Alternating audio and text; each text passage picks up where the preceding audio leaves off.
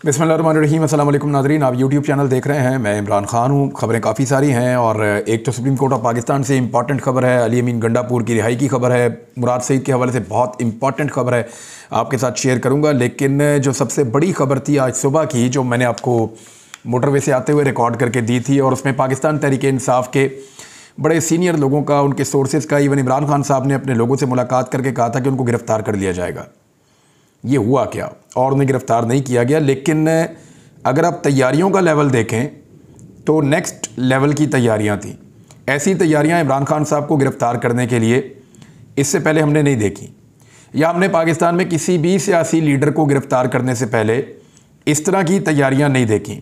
यानी आज हमने क्या कुछ देखा, वो बहुत सारी चीज़ें जो हमने पहले नहीं देखी। यानी पिछली मरतबा भी इतनी तैयारी के साथ कभी पुलिस और इंतज़ामिया नहीं आई जितनी तैयारी के साथ इस मरतबा इस्लामाबाद में बंदोबस्त किया गया था कि इमरान खान को हर सूरत में गिरफ़्तार किया जाएगा। और एक बड़ा क्लियर मैसेज था जो पाकिस्तान तहरीक इंसाफ ने अपने तमाम लोगों को बताया था, अपने तमाम विंग्स को बताया था, और हर एक को आगाह कर दिया था कि इमरान खान साहब को गिरफ़्तार कर लिया जाएगा। उसके बाद अदलिया के ऊपर एक बड़ा खौफनाक अटैक किया जाएगा। अदलिया के ऊपर जो हमला होगा उसके नतीजे में हुकूमत हर चीज़ को अपने कंट्रोल में करने की कोशिश करेगी और फिर पाकिस्तान में इंतखाबात नहीं होंगे। इस किस्म की चीज़ें जो हैं वो फ्लोट कर रही थी रात को। लेकिन हुआ क्या? पहले आप तैयारियों का लेवल देखें कि अगर इतनी तैयारियां करनी थी, इतना ज़्यादा ख़र्चा करना था, क्योंकि ये बहुत पैसे लगते हैं इसके ऊपर। आज हमने क्या कुछ देखा वहाँ पे, रेंजर्स को देखा, पुलिस को देखा, एफसी को देखा, और पहले से ज़्यादा और बड़ी तादाद में देखा। बख्तरबंद गाड़ियों को देखा, उनके साथ सादा कपड़े वाले लोगों को देखा। ये वो लोग हैं जो पिछली मरतबा सफ़ेद रंग की हथकड़ियाँ लेकर आए थे, इस तरह के लोगों को भी देखा, और बहुत सारे नामालूम अफराद को वहाँ पे देखा। और प्रिजन वैन्स, यानी वो बसें जिनके ज़रिए से कैद करके ले जाया जाता है कारकुनों को, वो भी वहाँ पे मौजूद थी। उसके अलावा वहाँ पे वाटर कैनन पहुँचाई गई थी, आंसू गैस हमने देखा, वो भी उन लोगों के पास मौजूद था। और पूरी तैयारी के साथ पुलिस और लॉ इन्फोर्समेंट वहाँ पे आई थी, और जो लॉ इन्फोर्समेंट की तादाद थी वो किसी सूरत भी इससे पहले होने वाले किसी भी ऑपरेशन या किसी भी तैयारी से कम नहीं थी, उससे ज़्यादा थी। तो इतने बड़े पैमाने पर तैयारियां, और फिर कुछ विजुअल्स शेयर किए गए वहाँ से मीडिया की जानिब से, और पाकिस्तान तहरीक इंसाफ के लोग जो वहाँ पे मौजूद थे वो भी वीडियोस बना रहे थे कि फायर ब्रिगेड्स की बहुत सारी गाड़ियाँ एकदम उस एरिया के आसपास पहुँचाई गई, हाई कोर्ट के इमरान खान साहब ने जहाँ पर आना था, और वो भी एक साथ आती हुई दिखाई दी। फिर इस्लामाबाद से एम्बुलेंसेज जो हैं वो भी बहुत बड़ी तादाद में इस तरफ रवाना हुई, और उसके विजुअल्स भी मीडिया पे शेयर हुए। तो इतने बड़े पैमाने पर तैयारी करने के बाद अगर गिरफ्तार नहीं करना था तो इतना सारा खर्चा क्यों किया गया? ये सारा कुछ सिक्योरिटी के नाम पे नहीं हो सकता, एक बात तो आप क्लियर कर लें। क्योंकि वकला ने जब शिकायत लगाई, शिकायत की जाकर अदालत के अंदर कि जी हमें ये प्रॉब्लम आ रहा है, तो जज साहब ने कहा कि सिक्योरिटी के मामलात में मुदाखलत तो नहीं कर सकते, कल को कोई वाक़या हो गया तो हमारे ऊपर डाल दिया जाएगा कि हाई कोर्ट का ऑर्डर था, लिहाजा सिक्योरिटी कंप्रोमाइज़ हो गई है। लेकिन ये सिक्योरिटी के लेवल का काम नहीं था। इमरान खान साहब लाहौर में भी हाई कोर्ट में जाते हैं, मुख्तलिफ जगहों के ऊपर जलसे जुलूस भी करते हैं। अगर ये सब कुछ इमरान खान साहब की सिक्योरिटी थी तो ये हर जगह होनी चाहिए। इमरान खान साहब अपने घर जमान पार्क में रहते हैं, वहाँ पे भी फिर इसी नौइयत की और इसी लेवल की सिक्योरिटी होनी चाहिए। फिर सिक्योरिटी के लिए पुलिस मौजूद होती है अपने वेपन्स के साथ, और वो फिर रस्तों को डाइवर्ट करते हैं, कोशिश करते हैं किसी तरीके से लीडर को फारिग करें और वो वापस जाए। लेकिन इनके पास जो इक्विपमेंट था उसको देखकर, वाटर कैनन तो सिक्योरिटी के लिए नहीं होते, आंसू गैस सिक्योरिटी के लिए नहीं होती। फिर जिस तरह एम्बुलेंसेज और प्रिजन वैन्स पहुंचाई गई हैं, ये भी सिक्योरिटी के लिए नहीं होती, और बख्तरबंद गाड़ियां भी सिक्योरिटी के लिए सच नहीं होती। ये जो चीज़ें वहाँ पहुंचाई गई हैं इनका ताल्लुक सिर्फ सिक्योरिटी से नहीं है, वरना बाकी जगह पर भी ये चीज़ें मौजूद होती। अब हुआ क्या है, ये चीज़ सामने रखते हैं। इसमें दो तीन पॉसिबिलिटीज़ हैं। या तो ये फैसला बदल दिया गया है, फैसला किया गया था इमरान खान साहब को गिरफ्तार किया जाएगा, इमरान खान साहब को पता चल गया, उन्होंने अनाउंस भी कर दिया, हर तरफ वीडियो भी उन्होंने रिकॉर्ड करवा दी, सबको उन्होंने बता भी दिया, उनके तमाम विंग्स मुतहर्रिक भी हो गए, और फिर जब वो पहुंचे तो फिर उन्हें गिरफ्तार करने का फैसला बदल दिया गया। मुमकिन है ये हुआ हो, और हालात के तनाजुर में ये मुमकिन है, क्योंकि पाकिस्तान तहरीक इंसाफ के साथ उस तरीके से कॉल करके लोगों को नहीं लाया गया जिस तरीके से पहले लाया जाता था। यानी इमरान खान साहब जब चाहते थे लोगों की बहुत बड़ी तादाद को साथ लेकर भी आ जाते थे। कल उन्होंने लाहौर की क़यादत से और लोगों से मुलाकात की, और उन्होंने कहा कि आप लोग मेरे साथ नहीं जाएंगे। मैं आपको फिर बता देता हूँ कि इमरान खान साहब ने इस्लामाबाद जाने से पहले लाहौर में जिन लोगों से मुलाकात की जो पाकिस्तान तहरीक इंसाफ के साथ मूव करते हैं, उन्हें इमरान खान साहब ने मना किया था कि आप लोग मेरे साथ नहीं जाएंगे। और मुख्तलिफ जगहों से जो लोग शामिल होते हैं उन्हें भी इमरान खान साहब ने कोई अहकाम जारी नहीं किए थे। तो सोशल मीडिया पे कारकुन वगैरह कह रहे थे। बाद में शाह महमूद कुरैशी ने भी एक मौके पर कहा कि लोग पहुँचे और कुछ इस किस्म का माहौल बन गया था इस्लामाबाद हाई कोर्ट के जब पेशी के दौरान। लेकिन इसके बावजूद कारकुन उस तरीके से नहीं बुलवाए गए, ना उस तरीके से आए। तो कोई ऐसा तसादुम क्रिएट नहीं हुआ जिसके नतीजे में कोई ऐसा शो बनता जिसमें गिरफ्तारी होती है, कुछ चीज़ें होती। हो सकता है रद्द-ए-अमल को देखकर, या मुमकिन है कि कहीं से कोई दबाव हो हुकूमत के ऊपर कि इमरान खान साहब को ऐसे गिरफ्तार नहीं करना। मुमकिन है, मैं ये पॉसिबिलिटी की बात कर रहा हूँ। और पॉसिबिलिटी तो कुछ भी हो सकती है कि ये बेवकूफ़ी आप मत करें, और इससे पहले भी आपने बहुत सारी बेवकूफ़ियाँ की हैं। तो एक इस लेवल के लीडर को इस तरीके से गिरफ्तार करना यह नामुनासिब होगा, और इसका आलमी सतह पर रद्द-ए-अमल भी आना था। और या तो फिर कोई बहुत ही ज़हीन आदमी है जो ये खेल खेल रहा है पीछे बैठकर, और उसने एक सिचुएशन क्रिएट की है टू अचीव सम टारगेट्स। क्या हो सकते हैं, सोचिए। यानी एक चीज़ मैं आपको बता देता हूँ, सारी चीज़ें तो अभी डिस्कस नहीं हो सकती। बिलावल इंडिया गए हैं। ये जो दौरा भारत है ये बिल्कुल मुकम्मल तौर पे एक अलग खबर है बिलावल की, और इसकी बड़ी सिग्निफिकेंस है। ये ऐसा नहीं है कि बिलावल भुट्टो जरदारी इंडिया चला गया और बिलावल वापस आ गया, ये नहीं है। मामला ये है कि इमरान खान साहब के कुछ ऐसे बयानात पाकिस्तान पीपल्स पार्टी ने और PMLN ने निकाल कर रखे हुए हैं जिसमें वो बीजेपी की हुकूमत के हवाले से तवक्कुआत का इजहार कर रहे हैं कि इनके साथ मुज़ाकरात करके हम कोई कश्मीर का सलूशन भी निकाल लेंगे। और इमरान खान साहब को लगता था कि भारत के साथ मुज़ाकरात में ताल्लुकात बेहतर भी हो जाएंगे। लेकिन ये बात है सन 2019 से पहले की। सन 2019 में जब भारत ने एक एडवेंचर किया और पाकिस्तान में आकर बम गिराए या पेलोड अपना फेंक कर चला गया, और उसके बाद पाकिस्तान ने एक एक्शन किया और भारत के 2 तैयारे मार गिराए जिसमें अभिनंदन गिरफ्तार हो गया। तो ये जो पूरी एक कहानी है, इसके बाद एक नया मोड़ था पाकिस्तान और भारत के ताल्लुकात में, और इमरान खान की तवक्कुआत को एक धचका पहुंचा था। इससे पहले कि इमरान खान साहब के स्टेटमेंट्स किसी और नौइयत के हैं, किसी और तरह के हैं। लेकिन जब भारत ने ये किया और फिर 5 अगस्त 2019 को बदतरीन कर्फ्यू लगा दिया मकबूजा कश्मीर में, उनके 2 कवानीन जिनमें से एक उनको जुदागाना हैसियत देता है 370 और दूसरा 35A, जिसके मुताबिक भारत की आम शहरी जो हैं, जो भारत के रहने वाले लोग हैं, वो कश्मीर की डेमोग्राफी को तब्दील नहीं कर सकते, वहाँ पे आके ख़रीदारी नहीं कर सकते, वहाँ पे आके मुस्तकिल शहरी नहीं बन सकते। तो इन 2 ख़ास कवानीन को जो कश्मीर के लिए मौजूद थे हमेशा से, उन 2 कवानीन को ख़त्म करके कश्मीर में कर्फ्यू लगाकर एक बदतरीन सूरत-ए-हाल पैदा कर दी भारत ने।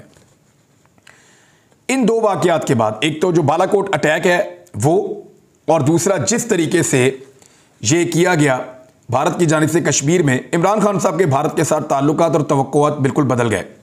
उसके बाद वाले स्टेटमेंट्स पे कोई बात नहीं करता। उसके बाद इमरान खान साहब ने कभी भारत से मुज़ाकरात करने की और बात करने की बात नहीं की, बल्कि UN में जाके मामला उठाया, आलमी सतह पे मामला तो उठाया। इंडियन क्रॉनिकल्स आए थे, आपको पता होगा कि वो बेनकाब हो गए थे कि इंडिया किस तरीके से पाकिस्तान के खिलाफ प्रोपेगेंडा कर रहा है आलमी सतह पे, ख़ासतौर पे मगरबी ममालिक में।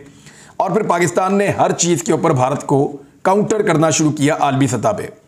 भारत को अफ़गानिस्तान के अंदर एक बदतरीन शिकस्त हुई और वो अफ़गानिस्तान के अंदर एक बदतरीन लूज़र था। लेकिन पाकिस्तान में रिजीम चेंज होने के बाद जो वहाँ पे एक गैप पैदा हुआ था, पाकिस्तान उससे फ़ायदा उठाने की बजाय भारत ने उससे फ़ायदा उठाया, क्योंकि पाकिस्तान में जो फ़ायदा उठाने वाली हुकूमत थी उसका रिजीम चेंज हो गया और आने वाली हुकूमत की तरजीहात कुछ और थी। वो क्योंकि थोड़ा सा मगरिब नवाज थे और वो उधर की चीज़ें सोच रहे थे, और वो सोचते थे पाकिस्तान वेंटिलेटर पे है, तो उन्होंने अमेरिका की पॉलिसी ली और भारत ने फिर फ़ायदा उठाया अफ़गानिस्तान के अंदर इसका, रूस के अंदर इसका फ़ायदा उठाया और उन्होंने वहाँ से सस्ता तेल भी लिया। पाकिस्तान ये फ़ायदे नहीं उठा सका। अब इमरान खान साहब ने बातचीत बंद करके एक पॉलिसी इख्तियार की थी कि अब हम इनके साथ बात नहीं करेंगे। जनरल बाजवा की सोच इससे बिल्कुल मुख्तलिफ थी, जिसका इजहार वो कई मरतबा कर चुके हैं। जनरल बाजवा भारत के साथ लड़ाई नहीं करना चाहते थे। वो ये चाहते थे पाकिस्तान के और भारत के ताल्लुकात नॉर्मलाइज हों, और कश्मीर के ऊपर अगर बात नहीं भी होती तो बाकी इशूज़ के ऊपर बातचीत शुरू हो जाए और पाकिस्तान और भारत ताल्लुकात को आगे लेकर जाएं, आगे बढ़ाएं और एक दूसरे के करीब आएँ। ये थी बाजवा डॉक्ट्राइन भारत के बारे में। बाजवा डॉक्ट्राइन ये कहती थी कि भारत के साथ जंग नहीं करनी, लड़ाई में नहीं जाना, और वो ये समझाते भी थे कि जंग में फ़ायदा नहीं है, पाकिस्तान को ज़्यादा नुकसान होगा, पाकिस्तान एक गरीब मुल्क है, पाकिस्तान की मईशत अच्छी नहीं है। ऐसी बहुत सारी चीज़ें जनरल बाजवा ने कही थी। लेकिन सवाल ये पैदा होता है, और ये सवाल जनरल बाजवा के मुंह पर पूछा था कि बाजवा साहब 70 साल कौम को ये बताया गया कि मीशत की कुर्बानी देनी पड़ेगी इसलिए कि इतनी ताकतवर फ़ौज चाहिए कि कश्मीर को फतह करना है। और अब आप कह रहे हैं क्योंकि मीशत का बेड़ा गर्क हो गया है तो लिहाजा कश्मीर की वो जो लड़ाई है वो नहीं हो सकती, ना हम वहाँ का कश्मीर ले सकते हैं ना वो यहाँ का ले सकते हैं। ये बात जनरल बाजवा ने कही थी। तो जनरल बाजवा समझते थे, उनकी डॉक्ट्राइन थी कि भारत के साथ ताल्लुकात को नॉर्मलाइज किया जाए और अगर भारत कश्मीर पे बात नहीं करना चाहता तो कोई बात नहीं है, एक मुस्तकिल जंगबंदी होनी चाहिए। तो जनरल बाजवा का जो फेवरेट सियासतदान है वो बिलावल है और बिलावल ने इस मामले को इसी तरीके से देखा है और वो अब भारत के दौरे के ऊपर है। इस पर देखते हैं रद्देमल क्या आएगा। इमरान खान साहब ने तो इसको गलत करार दिया है, उनकी पार्टी भी ये कह रही है। और जो इमरान खान साहब के रिजीम चेंज ऑपरेशन से पहले एस्टेब्लिशमेंट के साथ इख्तलाफात थे, उनमें एक बुनियादी नुक्ता जो इख्तलाफात का था वो ये भी था, जो अहम नुकात थे उनमें से एक ये भी था कि इमरान खान भारत के साथ बात करने के लिए तैयार नहीं थे और बाजवा साहब का एक मुख्तलिफ रद्दअमल था। अली अमीन गंडापुर बिलाखिर 1 महीने के बाद रिहा हो गए हैं। उनके साथ बहुत जुल्म किया गया, जबर किया गया, उन्हें गिरफ्तार एक ऐसे केस में किया गया जो था ही नहीं।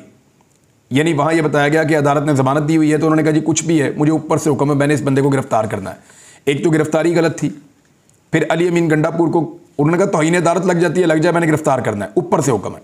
फिर जिस तरीके से अली अमीन गंडापुर के साथ सलूक किया गया, जिस तरह हर सूबे के अंदर उसको फिराया गया, फिर सिंध में जेल के अंदर रखा गया और ज़मानत होने के बावजूद जेलर ने छोड़ने से इनकार कर दिया, बल्कि जब जेलर वहाँ से निकल ही गया और छोड़ने से इनकार कर दिया तो इतनी फस्तायत का सामना करने के बाद बिलाखिर अली अमीन गंडापुर बाहर आ गया। अब इससे क्या हासिल हुआ? आज नहीं बाहर आता तो 1 महीने बाद आ जाता, इलेक्शन से पहले आ जाता, इलेक्शन अंदर से लड़ लेता। लेकिन बात यह है कि इससे हासिल क्या होता है? इससे कुछ भी ऐसा हासिल नहीं होता जिससे मोहब्बत पैदा हो, इससे नफरत ही पैदा होती है और इससे इदारों के खिलाफ लोगों के दिलों में खौफ पैदा नहीं होता। लोगों के दिलों के अंदर इदारों के खिलाफ जज्बात भड़कते हैं। और जब अली अमीन गंडापुर वापस पहुंचेगा DI खान तो आपको नजर आ जाएगा कि पहले लोग उसके बारे में क्या सोचते थे और अब क्या सोचते हैं। उधर मुराद सईद की सूरत हाल आप देख लें कि मुराद सईद को गिरफ्तार करने के लिए 124A ये दफ़ा भी लगाई गई है। ये दफ़ा जो है इसके बारे में मैं पढ़ रहा था और जब मैंने इसे पढ़ा तो इसके बारे में मुझे कुछ इन्फॉर्मेशन मिली है जो मैं आपके साथ शेयर करता हूँ। ये कानून की वो दफ़ा है जो अंग्रेज़ ने हमारे ऊपर मुसल्लत की थी 1860 में। और इसकी सिर्फ मैं आखिरी हिस्सा आपको सिर्फ बता दूं ना तो वो ये कहता है कि this section was for the natives, यानी यहाँ के मकामी लोगों के लिए, मकामी ग़ुलामों के लिए ये सेक्शन ख़ास तौर पे लाया गया था। Who had to be kept under control, जिनको काबू में रखना था ताकि वो बगावत ना कर सकें अगेंस्ट द मास्टर्स, अपने आकाओं से। आप अंदाज़ा करें यहाँ पे आकाओं का लफ्ज़ है जब इसको एलेबोरेट किया जा रहा है कि what is section 124A of Pakistan penal code. तो ये बताया जाता है कि अंग्रेज़ आकाओं को कंट्रोल लेने के लिए कि जो यहाँ के लोकल ग़ुलाम हैं उनको सही तरह कंट्रोल किया जाए, वो कहीं बागी ना हो जाएं, तो ये वाला सेक्शन इस्तेमाल किया जाता था जिस पे मुराद सईद के ख़िलाफ़ मुकदमा दर्ज किया गया है। वहाँ मुराद सईद के साथियों ने मालाकंड में बहुत बड़ी तादाद में निकल कर सड़कें बंद कर दी, हर तरफ गाड़ियाँ ही गाड़ियाँ थी, तमाम रास्ते ब्लॉक हो गए और ख़ास तौर पे चकदरा से आने वाला रास्ता बुरी तरह बंद हो गया, मोटरवे से आने वाला रास्ता वो भी बंद हो गया।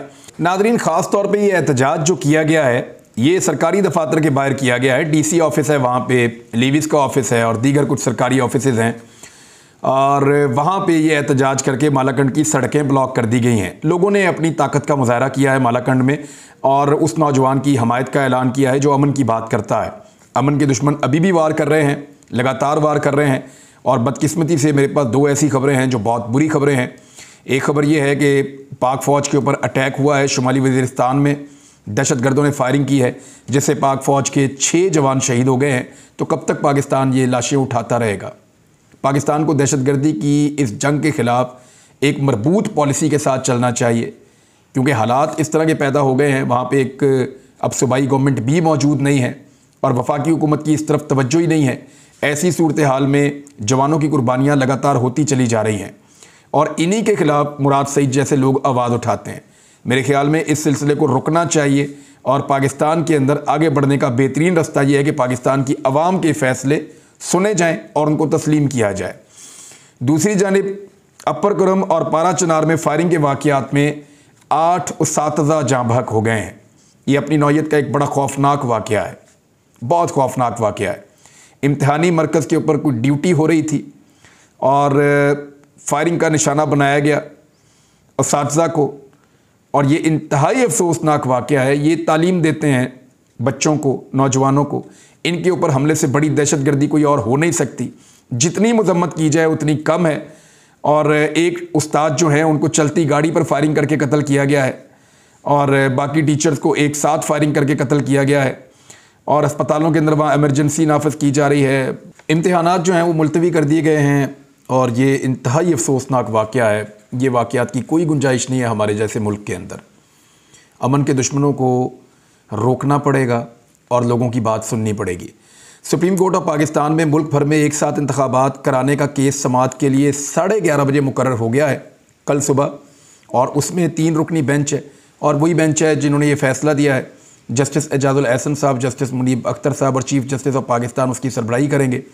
और ये जो दरख्वास्त है ये दायर की है इलेक्शन कमीशन ऑफ पाकिस्तान ने और इस दरख्वास्त के ऊपर अब समाअत होगी। दूसरी जानिब कुछ और ख़बरें हैं, मैं आपके साथ शेयर करता हूं, लेकिन आपको बाद में मैं बताता हूं क्योंकि एक तो माफ़ी मांगी है परवेज़ इलाही के एक घर के ऊपर अटैक के मामले पे ऑफिसर्स ने। तहरीक लब्बैक ने अपना 11 तारीख वाला एहतजाज 22 तारीख पर पहुंचा दिया है। उसके रीज़न्स क्या हैं, मल्टीपल चीज़ें हैं वहाँ पे भी, वो भी आपके साथ शेयर करता हूँ। अब तक के लिए इतना ही। अपना ख्याल रखिएगा, अपने इस चैनल का भी। अल्लाह हाफ़िज़।